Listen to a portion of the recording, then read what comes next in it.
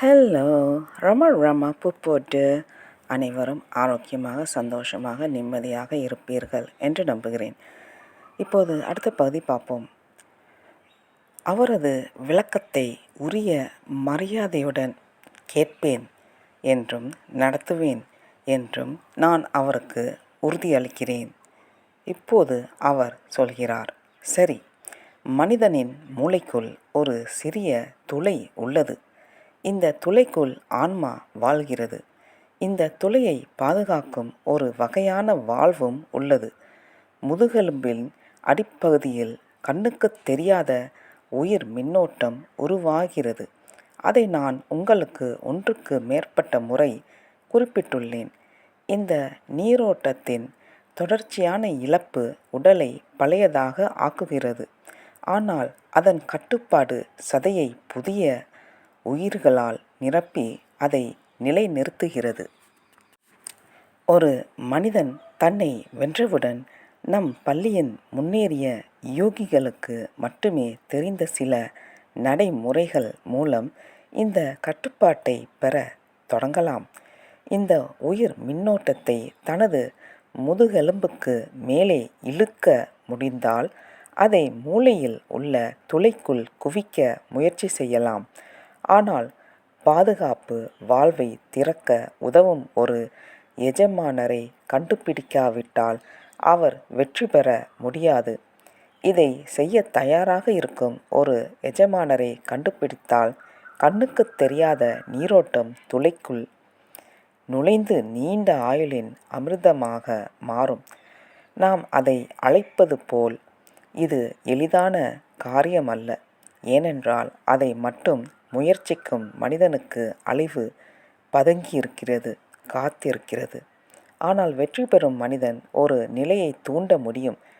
தான் விரும்பும் போதெல்லாம் மரணத்தை போன்றது. எனவே உண்மையான மரணம் அவரை தேடும்போது வெற்றியாளரின் சக்தியை பெறுகிறார்.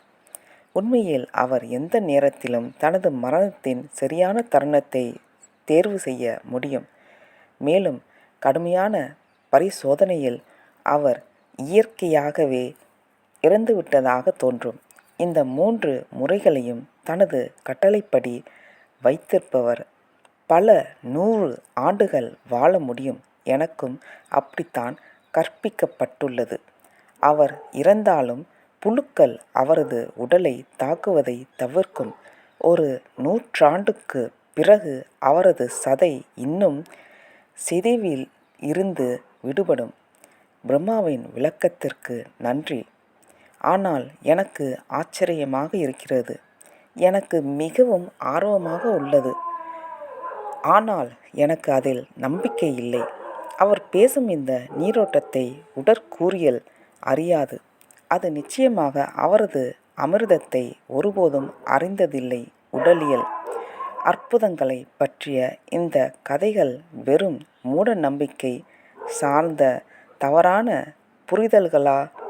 அவற்றுடன் ஒருவர் கட்டுக்கதை யுகத்திற்கு வாழ்க்கையில் அமுதத்தை வைத்திருக்கும் நீண்டகால மந்திரவாதிகள் மற்றும் மந்திரவாதிகளின் பண்டைய காலத்திற்கு திரும்புகிறார்.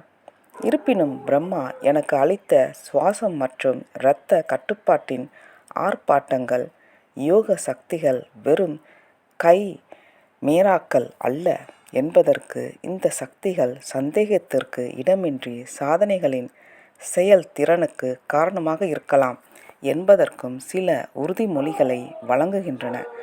அவை அறிமுகமில்லாதவர்களுக்கு அற்புதமாக தோன்றும். இந்த கட்டத்திற்கு அப்பால் அவருடன் நடப்பது எனக்கு மிகவும் கடினமாக இருந்தது.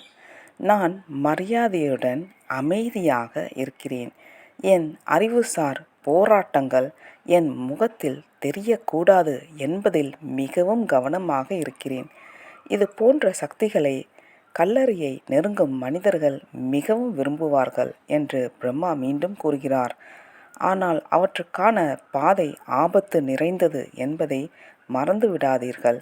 இந்த பயிற்சிகளை பற்றி எங்கள் எஜமானர்கள் கூறுவது உங்களுக்கு ஆச்சரியமாக இருக்கிறதா? வைரப் பெட்டியை நீங்கள் வைத்திருப்பது போல் அவற்றை இரகசியமாக வைத்திருங்கள். அப்படியானால் நீங்கள் அவற்றை எனக்கு வெளிப்படுத்த வாய்ப்பில்லையா? மூளையின் 4 தொடர்பு வென்ட்ரிக்கிள்களால் ஏற்படும் குழியை பிரம்மா குறிப்பிடுவது சாத்தியம். ஆனால் எனக்கு நிச்சயமாக தெரியவில்லை. அற்புதமான கூற்றுகள் மற்றும் அருமையான கூற்றுகளுடன் கூடிய முழு உரையாடலும் இப்போது ஒரு அற்புதமான கனவு போல் தெரிகிறது.